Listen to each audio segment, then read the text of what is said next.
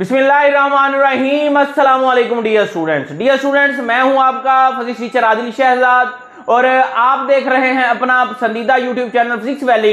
Dear students, आज की video में हम डिस्कस करने जा रहे हैं पार्ट 2 की फिजिक्स चैप्टर नंबर 14 इलेक्ट्रोमैग्नेटिज्म का इंपॉर्टेंट टॉपिक है कौन सा जी? Force on a current carrying conductor placed in a uniform magnetic field. जी हाँ बच्चों, आपने लास्ट लेक्चर में सिंपल मैग्नेटिक फील्ड के बारे में पढ़ा था और आपने देखा था कि एक करंट कैरिंग वायर के अराउंड मैग्नेटिक फील्ड किस तरह से जनरेट होता है। आज हमने क्या करना है, हमने एक करंट कैरिंग कंडक्टर लेना है, मतलब एक ऐसा कंडक्टर जिसमें करंट फ्लो कर रहा होगा, मतलब कल वाला जो पुराना आपका टॉपिक था जिसमें आपने जस्ट करंट फ्लो करवाया था और उसके अराउंड मैग्नेटिक फील्ड प्रोड्यूस हुआ था, उसी कंडक्टर के ऊपर आपने क्या करना है, फोर्स को फाइंड आउट करना है। कब? जब आप उसको एक मैग्नेटिक फील्ड में रखेंगे। तो डियर स्टूडेंट्स, इसका आगाज करने से पहले चंद बातें आपको पता होनी चाहिए मैग्नेटिक फील्ड के बारे में। सबसे पहला पॉइंट बच्चों ना,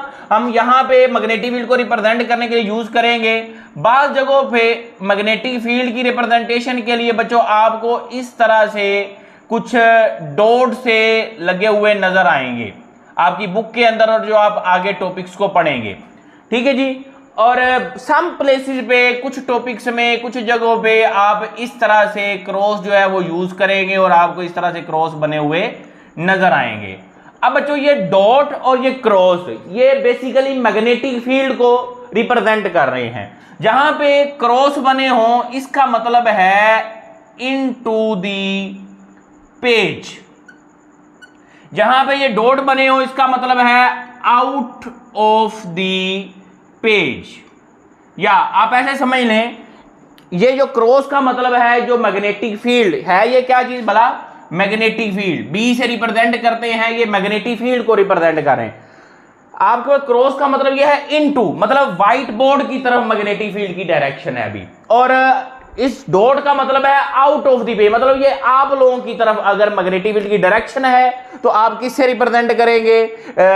डॉट से। अगर इनटू द पेज, मेरी तरफ या व्हाइट बोर्ड की तरफ अगर डायरेक्शन आपने लेनी है, पेज की तरफ डायरेक्शन लेनी, तो आप किससे रिप्रेजेंट करेंगे? क्रॉस। या आप ऐसे भी याद रख सकते हैं कि क्रॉस का मतलब है कि आउट ऑफ द पेज नहीं है, हमारी तरफ नहीं है क्रॉस का मतलब, और डॉट का मतलब जो है वो आउट ऑफ द पेज है, हमारी तरफ है। ये एक तो आपने याद रखना है मैग्नेटिक फील्ड की रिप्रेजेंटेशन। दूसरा, इस कॉन्सेप्ट को समझने से पहले, डेरिवेशन करने से पहले थोड़ा सा आपको समझा दूं मैं। बेटे सपोज आपके पास ये कंडक्टर है जिसमें करंट जो है वो आई फ्लो कर रहा है।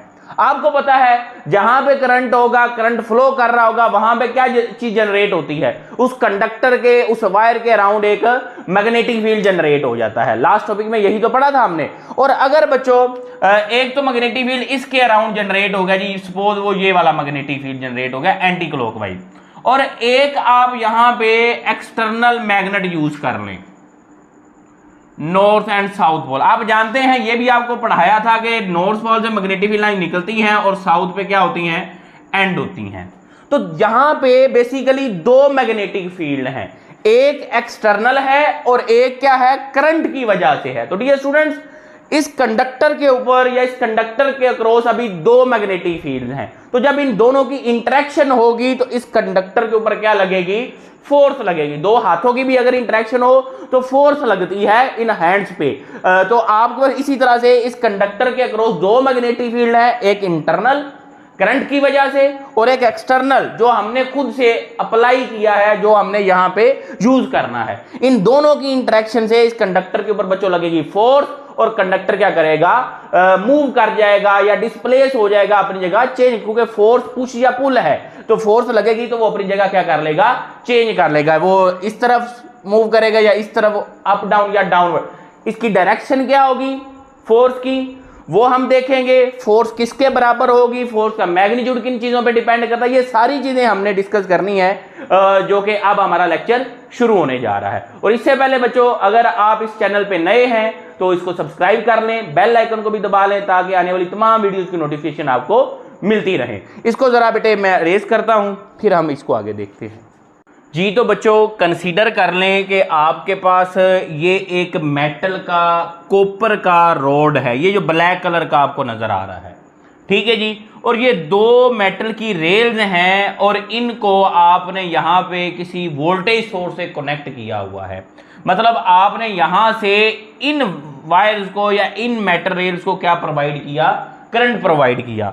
और ये वो कंडक्टर है जो इसके ऊपर मूव कर सकता है, लेफ्ट राइट इस तरह से ये क्या कर सकता है, इसके ऊपर मूव कर सकता है। और आपने ये सारा सेटअप जो है एक एक्सटर्नल मैग्नेटिक फील्ड के अंदर रखा हुआ है। और ये मैं पीछे आपको बता चुका हूं, into the page and out of the page magnetic field. तो ये मैग्नेटिक फील्ड जो है वो इन टू द पेज लग रहा है। अब इन टू द पेज मैं यहां पे ड्रा नहीं कर सकता, इसलिए मैंने इसको इस तरह बना दिया है। या आपने अगर इसको करना ही है तो आप डियर स्टूडेंट इस तरह से ये जो है वो क्रॉस मेंशन कर दें। इस क्रॉस का मतलब क्या है कि जो मैग्नेटिक फील्ड आपने एक्सटर्नल अप्लाई किया है वो किधर है, वो जी है इन टू दी पेज। ठीक हो गया। अब ये वाला ये कंसीडरेशन आपने की है। फोर्स क्यों लगनी है ये हम डिटेल से पहले ही डिस्कस कर चुके हैं कि एक ये एक्सटर्नल मैग्नेटिक फील्ड है और एक इस वायर के अंदर, इस कंडक्टर के अंदर करंट के फ्लो की वजह से इसके अराउंड मैग्नेटिक फील्ड जनरेट होगा। ठीक हो गया जी। उस मैग्नेटिक फील्ड और इस एक्सटर्नल मैग्नेटिक फील्ड की इंटरेक्शन से इसके ऊपर लगनी है फोर्स। अब वो फोर्स की डायरेक्शन और किन फैक्टर्स पे डिपेंडेंस है वो हम देखते हैं। ये थी कंसीडरेशन इसकी सारी। अब ये स्टूडेंट्स, ये इस कंडक्टर की जो लेंथ है वो सपोज आपके पास है L और जो इसमें करंट फ्लो कर रहा है वो I। तो जितना ज्यादा आपके इस कंडक्टर में करंट फ्लो करेगा उतना ही ज्यादा उसके अराउंड क्या जनरेट होगा, मैग्नेटिक फील्ड। और उतनी ही ज्यादा क्या होगी एक्सटर्नल और इंटरनल मैग्नेटिक फील्ड में इंटरेक्शन। तो उतनी ही ज्यादा क्या लगेगी, डेफिनेटली फोर्स। तो force is directly proportional to the current flowing through the conductor. ये पहला पॉइंट हो गया कि फोर्स जो है वो कंडक्टर में जो करंट फ्लो कर रहा है उसके क्या है, डायरेक्टली प्रोपोर्शनल। आप देखें कंडक्टर की लेंथ भी है, अगर कंडक्टर की लेंथ ज्यादा होगी तो आपके पास जो है वो ज्यादा करंट फ्लो होगा या उसके अराउंड क्या होगा, ज्यादा मैग्नेटिक फील्ड जनरेट होगा और इंटरेक्शन के चांस ज्यादा है तो ज्यादा आपके पास क्या होगा, फोर्स लगेगी। तो आपके पास जो फोर्स है directly proportional to the length of the conductor. तो ये दो पॉइंट हो गए। अब जितना ज्यादा आप एक्सटर्नल मैग्नेटिक फील्ड अप्लाई करेंगे उससे भी इंटरेक्शन ज्यादा होगी, उससे भी फोर्स ज्यादा लगेगी। तो आपने थर्ड पॉइंट याद रखना है कि जो फोर्स है वो directly proportional to the external magnetic field, F directly proportional to B। ये तीन पॉइंट हो गए। अब डियर स्टूडेंट्स, यहां पे कंडक्टर की लेंथ और मैग्नेटिक फील्ड के दरमियान ये सिनेरियो है। अब देखें ये कंडक्टर की लेंथ है और ये मैग्नेटिक फील्ड है, इनके दरमियान ये स्टूडेंट्स एंगल बन रहा है 90। कितना एंगल बन रहा है, 90। जबकि अगर आप इस कंडक्टर को इस तरह से रखेंगे, मतलब इसकी लेंथ ये हो, तो आपके पास मैग्नेटिक फील्ड, या आप ऐसे कह लेंगे अगर ये मैग्नेटिक फील्ड और लेंथ दोनों पैरेलल होते हैं तो तब यहां पे फोर्स के चांसेस कम है या फोर्स नहीं लगेगी। और आपके पास यहां पे बच्चों जो तीसरा फैक्टर है आपने याद रखना है, एंगल भी इंपॉर्टेंट है। Force is directly proportional to the sine theta, क्योंकि जब परपेंडिकुलर है तब फोर्स लग रही होती है, जब पैरेलल होता है तो फोर्स नहीं लगती, इसलिए हम यहां पे साइन थीटा वाला फैक्टर भी लेंगे। अब थीटा क्या है, ये एंगल है दो चीजों के दरमियान में। एक तो है कंडक्टर की जो लेंथ है और एक क्या चीज है जो आपने एक्सटर्नल मैग्नेटिक फील्ड अप्लाई किया। तो ये चार फैक्टर बच्चों आपने याद रखने, एमसीक्यूज के लिए भी इंपॉर्टेंट है। एक तो फोर्स जो है वो कंडक्टर में जो करंट फ्लो कर रहा है उसके डायरेक्टली प्रोपोर्शनल है, लेंथ ऑफ द कंडक्टर के डायरेक्टली प्रोपोर्शनल है, और तीसरी क्या है एक्सटर्नल मैग्नेटिक फील्ड, और चौथा क्या है साइन थीटा के डायरेक्टली प्रोपोर्शनल। सारे डायरेक्टली प्रोपोर्शनल वाले टर्म्स आ रही हैं तो आप इनको क्या कर लें, कंबाइन कर लें। डियर स्टूडेंट्स, जब आप इसको कंबाइन करते हैं तो फोर्स का रिलेशन आ जाता है जी I/L/B साइन ऑफ थीटा। ठीक हो गया जी। अब आप इसको खत्म कर लें, ये प्रोपोर्शनैलिटी के साइन को मसला ही नहीं है आपके लिए। तो फोर्स आ गई जी F = K/I/L/B sine of theta. Dear students, जब आप यहां पे सिस्टम ऑफ इंटरनेशनल यूनिट्स को यूज करेंगे तो आपके पास जो K की वैल्यू होती है डियर स्टूडेंट्स वो होती है 1। K को 1 पुट करेंगे तो डियर स्टूडेंट्स फोर्स का जो रिलेशन आ जाएगा वो आ जाएगा I/L/B साइन ऑफ थीटा। आप जानते हैं आपको फर्स्ट ईयर में क्रॉस प्रोडक्ट पढ़ाया था, उसमें भी क्या आता है, साइन थीटा आता है। और थीटा बेसिकली है किसके दरमियान, लेंथ को एज ए वेक्टर हम ले रहे हैं करंट की डायरेक्शन में, और बी मैग्नेटिक फील्ड। तो यहां पे इन दोनों के दरमियान है, तो we can put it as, हम इसको इस तरह से भी लिख सकते हैं I into L cross B. ये डियर स्टूडेंट इसकी क्या है, वेक्टर फॉर्म है। ये क्या है, वेक्टर फॉर्म ऑफ फोर्स है। ठीक हो गया जी। अभी हम मैग्नेटिक इंडक्शन बी को भी डिटेल से देखेंगे, फोर्स मैक्सिमम कब होगी, मिनिमम कब होगी। अभी फोर्स की वेक्टर फॉर्म निकल आई है। डेफिनेटली वेक्टर का बच्चों, वेक्टर की डायरेक्शन होती है, वैसे भी इस कंडक्टर के ऊपर फोर्स लग रही है, तो इसने इसको मूव करवाना है, तो हमें फोर्स की डायरेक्शन का तो पता होना चाहिए। अब डायरेक्शन कैसे बताएंगे बच्चों, डायरेक्शन के लिए यहां पे सबसे सिंपल बात जो आपने ध्यान में रखनी है, आप इस तरह से भी याद रख सकते हैं, यहां पे आ रहा है क्रॉस प्रोडक्ट। क्रॉस प्रोडक्ट की डायरेक्शन आप कैसे बताते थे, bye right hand rule.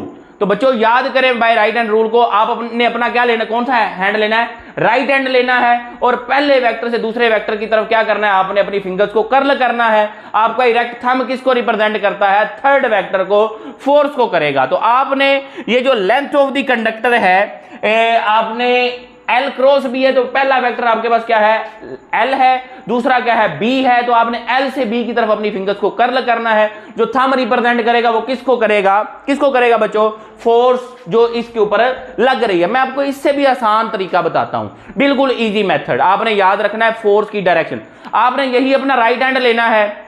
Dear students, आपके पास मैग्नेटिक फील्ड किधर लग रहा है, इन टू दी पेज।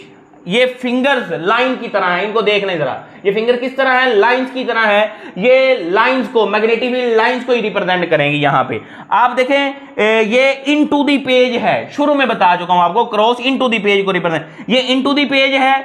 और करंट आपका किधर जा रहा है, अपवर्ड। करंट किधर जा रहा है, अपवर्ड। आप अपना थंब जो है उसको किससे रिप्रेजेंट करवाएं, या करंट को किससे, थंब से। Current upward, magnetic field into the page. बच्चों magnetic field into the page, current upward. तो आपकी जो पाम है, ये जो हथेली है, ये इस तरफ इसको धकेलेगी। आप ऐसे समझिए, इसके ऊपर आप थप्पड़ लगा रहे हैं, आप इसको थप्पड़ मार रहे हैं। Force current upward, magnetic field inward, और फोर्स किधर लगेगी, इस डायरेक्शन में। तो आपका ये जो रोड है, ये जो आपकी वायर है, ये जो आपका कंडक्टर है, इसके ऊपर फोर्स इस तरफ लगेगी। दोबारा से सुने, magnetic field into the page, current upward, force थप्पड़ की तरह इधर लगेगी। जैसे आप जानते हैं थप्पड़ लगे तो जिस तरफ थप्पड़ लगता है उसी तरफ फोर्स लगती है। तो आपके पास यहां पे into the pay magnetic field, current upward, तो पाम किसको लगे, रिप्रेजेंट फोर्स, और इस तरफ कंडक्टर आपका क्या कर जाएगा, मूव। आप करंट की पोलैरिटी को चेंज कर दें, आप चेंज कर दें जी, करंट को चेंज कर दें। आप ऊपर वाले को क्या कर दें, पॉजिटिव, नीचे वाले को क्या कर दें, नेगेटिव। करंट की डायरेक्शन बच्चों क्या हो जाएगी, करंट की डायरेक्शन क्या हो जाएगी, चेंज। जब करंट की डायरेक्शन चेंज होगी, मसला ही कोई नहीं, आपका लेंथ तो वही रही। अब आपके पास बच्चों यहां पे देखें, मैग्नेटिक फील्ड किधर है, into the page. Magnetic field किधर है, इनटू द पेज। थंब ने किसको रिप्रेजेंट करना था, करंट को। तो करंट किधर है, डाउनवर्ड। तो अब बेटे थप्पड़ इधर लगेगा, फोर्स किधर लगेगी, इस डायरेक्शन में लगेगी। तो आप इसको क्या कर देंगे, अरेज। अब फोर्स किधर लगेगी, इस डायरेक्शन में फोर्स लगेगी। ठीक है जी, क्योंकि ये 3D डायग्राम हमारे पास नहीं है। अगर हम 3D इसको ड्रा करते हैं तो आप एल क्रॉस बी को बड़े इजीली अंडरस्टैंड कर, लेकिन आपने ये वाला मेथड याद रखना है। इसको आप extensive form of right hand rule भी कह सकते हैं, और इस तरीके से आप इजीली डायरेक्शन बता सकते हैं। आपको एक और मेथड बताता हूं आप, जिससे आप डायरेक्शन बता सकते हैं। और नेक्स्ट हम मैग्नेटिक फील्ड इंडक्शन को भी डिस्कस करते हैं, बी को और इसके यूनिट वगैरह को। आप इसका स्क्रीनशॉट ले लें, इसको आप नोट कर लें, फिर मैं आगे आपको बताता हूं। ऑब्जर्व करना है कि आपके पास, या ऐसे ही समझ लें कि इसी कंडक्टर का आपने टॉप व्यू लेना है। टॉप व्यू से आप देखेंगे, अगर इसमें भी देखें तो करंट आपको क्या नजर आ रहा होगा, ऊपर से आउटवर्ड आता हुआ। ये केस आपने लेना है, ये जो मैंने डॉट आपके पास यहां पे लगाया, ये आउट ऑफ द पेज को रिप्रेजेंट कर रहा है। मतलब यहां पे करंट किधर आ रहा है, आउट ऑफ द पेज आ रहा है। जब आपके पास एक करंट कैरिंग कंडक्टर था, लास्ट लेक्चर में हमने सीखा था कि करंट जिधर मूव कर रहा है तो आपने अपनी फिंगर्स को कर्ल करना उस कंडक्टर के राउंड। थंब किसको रिप्रेजेंट करता है, करंट को। कर्लिंग फिंगर्स किसको करती हैं, मैग्नेटिक फील्ड को। अब यहां पे करंट किधर आ रहा है, करंट ये स्टूडेंट्स किधर आ रहा है, आउट ऑफ द पेज। तो आप अपनी फिंगर्स को कर्ल करेंगे तो ये एंटी क्लॉकवाइज ओरिएंटेशन बनेगी मैग्नेटिक फील्ड की। आप नोट कर रहे हैं बच्चों, ये current out of the page, तो इसके गिर्द अगर अपनी फिंगर्स को कर्ल करते तो ये एंटी क्लॉकवाइज बनेगी। अब एंटी क्लॉकवाइज मैंने यहां पे ये मैग्नेटिक फील्ड बना दिया एंटी क्लॉकवाइज। अब ये एक्सटर्नल है नॉर्थ एंड साउथ, नॉर्थ से मैग्नेटिक लाइन निकलती हैं, साउथ पे एंड होती हैं। अब जैसे ही ये आपने ऑब्जर्व किया, यहां पे नोट कीजिएगा, ये नॉर्थ से निकल रही हैं, साउथ पे जाके एंड हो रही हैं। अब ये यहां पे इस पॉइंट पे ऑब्जर्व करें, ये एंटी क्लॉकवाइज है, ये अपवर्ड जा रहा है, और यहां पे ये किधर आ रहा है, डाउनवर्ड। ये अपवर्ड, ये किधर आ रहा है, डाउन। तो ये डियर स्टूडेंट एक दूसरे के इफेक्ट को क्या करेंगे, कैंसिल करेंगे। जब ये कैंसिल करेंगे तो आपके पास यहां पे फोर्स क्या होगी, वीक फोर्स होगी। अब इस साइड से ऑब्जर्व करें, यहां पे एंटी क्लॉकवाइज था, तो यहां पे इसकी मैग्नेटिक फील्ड की डायरेक्शन जो इस कंडक्टर के अराउंड जनरेट हुआ है वो डाउनवर्ड है, और यहां से भी मैग्नेटिक फील्ड किधर आ रहा है, मैग्नेटिक फील्ड लाइंस डाउनवर्ड आ रही है। तो डियर स्टूडेंट यहां पे ये सपोर्ट करेंगी और ये फोर्स क्या होगी आपके पास, स्ट्रॉन्ग होगी। तो आप जानते हैं कि ये स्ट्रॉन्ग से वीक की तरफ लगेगी और कंडक्टर क्या हो जाएगा, स्ट्रॉन्ग से वीक की तरफ मूव कर जाएगा। आप इस तरह से भी इसकी डायरेक्शन जो है वो बता सकते हैं। अब डियर स्टूडेंट्स आपने रिलेशन पढ़ा है, अब हमने अंडरस्टैंड करना है मैग्नेटिक फोर्स को। यहीं पे देखिएगा, जरा जुड़े रहिएगा। एफ जो आई थी आपके पास, आई थी ILB साइन ऑफ थीटा। आप अगर मैक्सिमम फोर्स देखना चाहते हैं तो आप इसको थीटा क्या कर दें, 90 डिग्री लेंथ और बी के दरमियान, तो एफ क्या आ जाएगी, ILB आ गई जी। अब डियर स्टूडेंट्स अगर आपके पास करंट इसमें फ्लो कर रहा हो, इफ आई जो है वो कितना हो, 1 एम्पेयर, और कंडक्टर की जो लेंथ है डियर स्टूडेंट वो हो 1 मीटर, तो आपके पास जो फोर्स आएगी वो किसके बराबर आ जाएगी, बी के।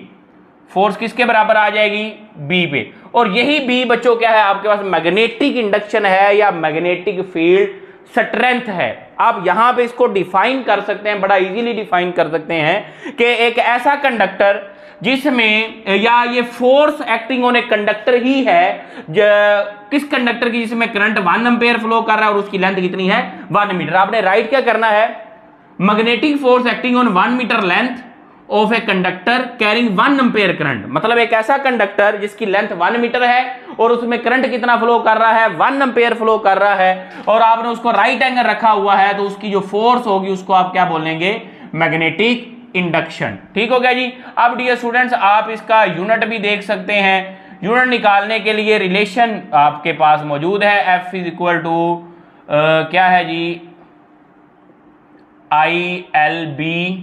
बी आपने निकालना है, तो बी डियर स्टूडेंट्स क्या आ जाएगा, F/IL। फोर्स का यूनिट क्या है, न्यूटन, इसका एम्पेयर और इसका मीटर, न्यूटन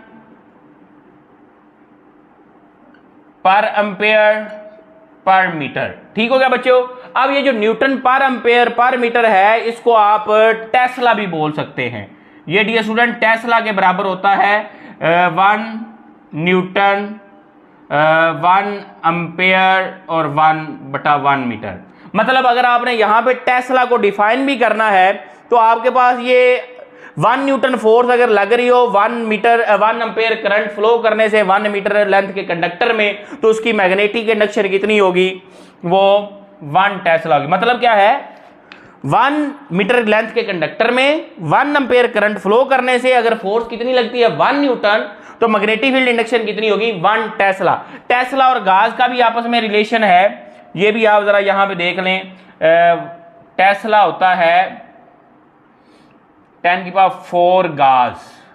ये भी एमसीक्यू के लिए आ सकता है, ये आपकी बुक में दिया हुआ है, तो इसको भी आप नोट डाउन कर लें और यहां पे टेस्ला की डेफिनेशन लिख लें। तो डियर स्टूडेंट्स ये कोशिश की है कि टॉपिक आपको तसल्ली से समझाया जाए और आसान तरीके से इसकी डायरेक्शन को समझाया जाए और इसकी जो डेरिवेशन है वो भी।